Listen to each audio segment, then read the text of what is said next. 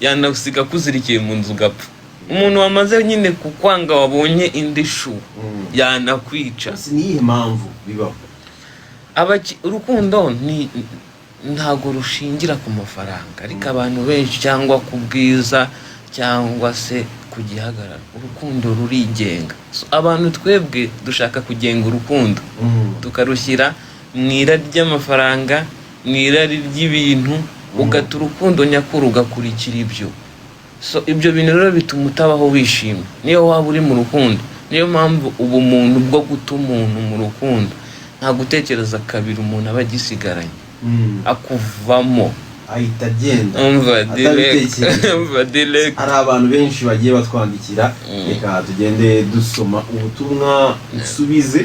Aba bantu yitwa Benja Official, Salam Pasi Umbarize y'amano, afite izihe ngamba nyuma yo guca mu bihe bibi yagize muri 2025, umuziki we ese nibigezweho ingaruka eshatu aturirimbire iyi si, atubwire niba ari kubana n'umugore we mu nzu, iyo agiye guhitamo imyenda yo kwambara agendera kuki, icyanyuma akunda kurya iki iyo yiriwe mu rugo. Murakoze. Yitwa Benja. Kira namusubiza nyuma ngo ibi byambayeho, ingamba nafashe sicyo ahereyeho.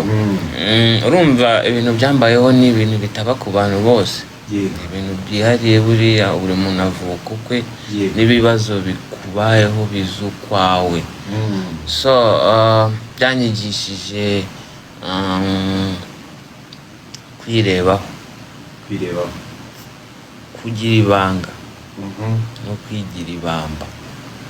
Barabiririmbye muri gisi, right? Yego. Nicyo kintu byanyigishije kwigira ibamba. Njye nageze muri situation abantu bahagaze ku rugi wanjye bashaka kundeba, ari kwitwara ute nyuma bashaka kumenya, banafite video bari no kuzireba, ukabacaho nkabacaho. Izo mbaraga no kwigira ibamba no kubatisha. Umva njye reka mpangane n'isi ntazi. Ni nko kugenda mu mwijima. Naragiye mu mwijima ndawugenda paka izuba. Ubu ngubu ni mu masaha moya akazuba gatangiye kurasa. Ikindi yarambajije ngo nkunda kurya iki iyo ndi mu rugo. Njyewe nkunda kurya igitoki gitetse kanyarwanda kirimo n'uturagara. Yes, Benja bamaze kumusubiza ikindi ashakaga. Iyi si nta kintu tujya kugenda turayisigamo indirimbo y'akantu gato. Uyu yitwa Byiringiro Abraham. Hello, gira amahoro wihangane, umbarize y'amano icyo yigiye mu bihe bitoroshye isi yamwigishije. Umbarize n'igihe azatangira urugendo ruzazenguruka igihugu. Mubwire ko mwegera cyane Ibyiringiro ikinini. Nabisubije isomo nigiyemo naho urugendo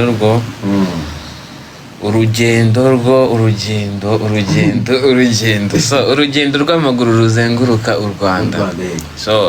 Ni ikintu kidasanzwe nkuko n'ibyambayeho bidasanzwe. Yewe buri kintu kizambaho kizaba nyine ni ikintu nkuko izina ryanjye mu Rwanda biragoye kubona umuntu utwo rizagwira. Benya ari njye ahantu hose waciye azajya nawe pe. Ba Floride barahari ariko ho rizagwira ryo nawe n'ubuhamya. Icyo navuga ku rugendo rw'amaguru ntabwo koko mu by'ukuri abanyarwanda babisobanukirwe. Ntabwo ari urugendo rumeze nko kuvuga ngo ndatangiye ngo ngaho ndagiye. Oya, njyewe nzajya mva hano njye mu karere kamwe nce mu dusantere twaho nabo baminiye. Niba ngeze nko muri Nyamata, sohoke muri Nyamata, fata umuhanzi waho muri Nyamata nawe uyaminiye muri ako karere anyereke muvoma ze uburyo azikora, uburyo ahuza ubuzima busanzwe na music. So aho hantu muri uwo mujyi nzajya mumaramo amasaha 5.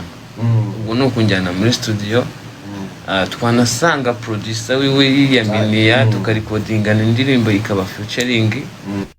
Ubwo nshobora guhora n'umupeti mu rugendo ngasanga ntago abaho. So nkamukunda cyane bigatuma dukorana indirimbo. Kandi nyine ntago ari urugendo rwo kuvuga ngo ndarutangaza gutyo. Ndashaka umuntu wese tuzaye dujye duhura bibe surprise. Hari nabo tugomba guhura ngasanga ntago banzi koko. Ntago nzajya ngenda ahantu hadatuwe kandi ntarumva ntago nagenda kuri buri rugo guca muri santere baminiya nkakomeza. Iki gitekerezo cyaje gute? Iki gitekerezo cyera ndibuka ndi umupeti navukiye Nyamasheke.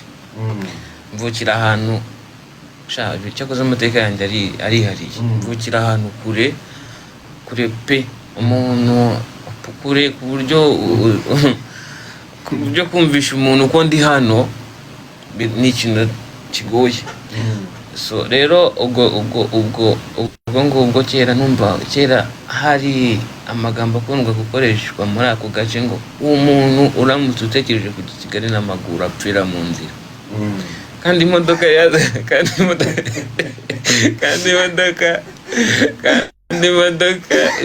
yazaga i Kigali yari imwe, yari Anatarakom icyo gihe.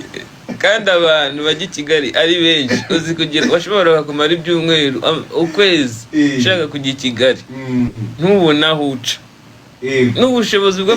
Kandi byari 3,000 icyo gihe ndabyibuka. Ariko no kugira ngo umuntu wo muri icyo cyaro abone 3,000 byo kwiyongoza ngo aje i Kigali nta muntu aje kureba, byari season. Ndavuga ati nkajya numva ati Kigali ariko numva nta muntu wahagenda n'amaguru, ati n'uwabigerageje yapfiriye mu nzira. Sinzi niwe nubwo bwo babateraga kugira ngo iyo envie cyangwa se ibyo bitekerezo mufite muri mwe bite aho hantu muhakunde muhashakira ibyishimo aho muri. So nkajya mbitekerezaho ubwo ndashaka kuba umuhanzi. Ubwo icyo gihe nafite nk'imyaka 11. Nashaka kuba umuhanzi nkajya nkurikirana Radio Rwanda kuko icyo aho hantu Radio Rwanda niyo yahageraga gusa. Na radio y'abaturage Rusizi n'isangano y'Ikarongi. Nshara nkumva ibiganiro by'abahanzi b'Abanyarwanda Kigali ngiye buranzahagera gute man. So ikintu cyaje kunshimisha naje kubona mbona aravuze nimugoroba abana mwese muze kuza muri salo tuganire. Abarambwira ati ku cyumweru ngiye nzajya Kigali. Kuzajya Kigali ku cyumweru ati nzajya kabisa. Papa ugiye Kigali gutyo kabisa, agiye Kigali nacawe nk'imyaka 2 nta mukubita amaso kabisa. Nongeye kumva koro ya papa ambwira ati Florie ndamushaka ku cyumweru azaza Kigali kumusura. Ubwo yari ku myaka na 13. Ndabaza ya Kigali ya Kigali ndayinjiye.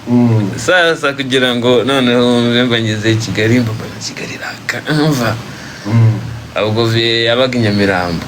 Namusanze Nyamirambo ntangira gukunda Kigali, ntangira kumva ngo kuri Touch Record yari kuri 40 ngo Touch Record ikorera muri ibyo bihe ba Jay Polly ibintu bishyushye, Dream Boys zishyushye, Urban Boys.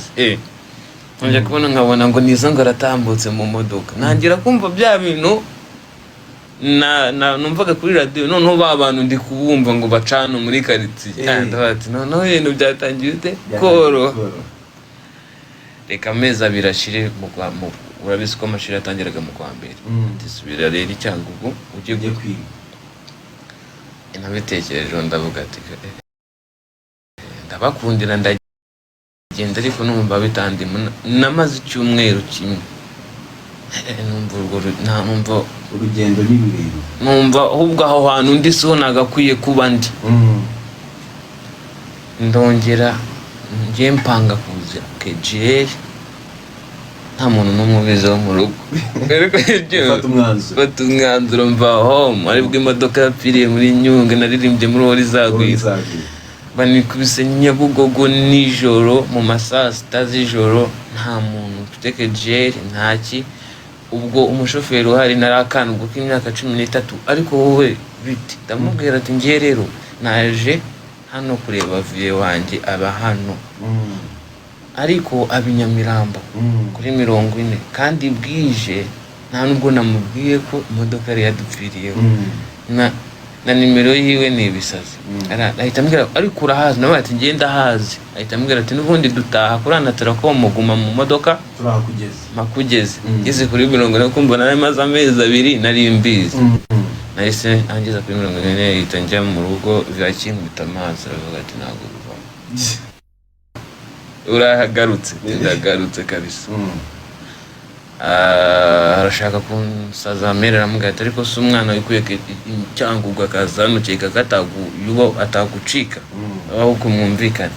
Ariko kumvikana ahita ambwira ati ntabwo uzasubirayo, staying hano, shaka ibyukora. Bahita bambwira ngo ninjye ibyo nkora nari umwana, ninjye kwiga i Bugesera. Bahise banjyana kwiga i Bugesera, ariko Bugesera noneho naho masanga ntabwo hameze nk'Icyangugu, masanga Muvoma.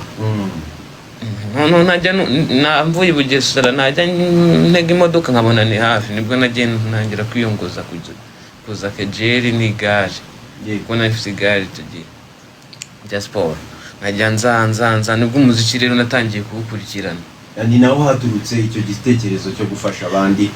Ndabona rero hano hari abantu benshi ari kugenda bandika, witwa Patino ngo Salama Pasini Patino ngira y'amano ari adukurikira ari urera, ngo arakwemera cyane. Rundi watubajije twihuta ko igihe cyadufashe, tubajije ngo nyine arashaka kuzakorana collabo nawe, yitwa Leosta, ariko watuye i Nyanza ya Butare. Leosta ariko y'amana yanabisubije, ushobora kuzaba mu banyamahirwe nimba wiyaminiya, nimba ubizi y'amana ageze muri Nyanza rwose mushobora gukorana collabo byakunda. Esther mwiriwe neza, mbariza y'amano ateganya gusubirana n'umugore we cyangwa se bari kumwe kandi ndamukunda. Ni Esther. Ikintu namubwira njyewe umugore wanjye nuko turi kumwe n'umugabo n'umugore, so ariko ibirenze aho nta bindi. Urakoze cyane, ndabona telefone ni nyinshi ariko amasaha rwose yatubanye. Ikibazo tuzamugarura y'amano, hano ni mu rugo anytime, hano ni mu rugo y'amano. Wakoze cyane kwitabira ubutumire bwacu. Namwe mwakoze cyane kunyakira. Iyi si hari abantu benshi bahise bagenda, tuzamukana nayo dusoma.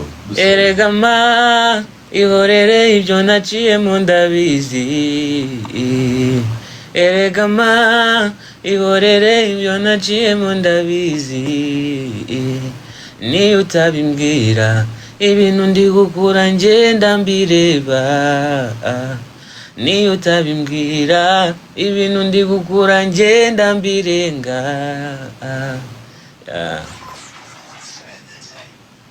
The radio station.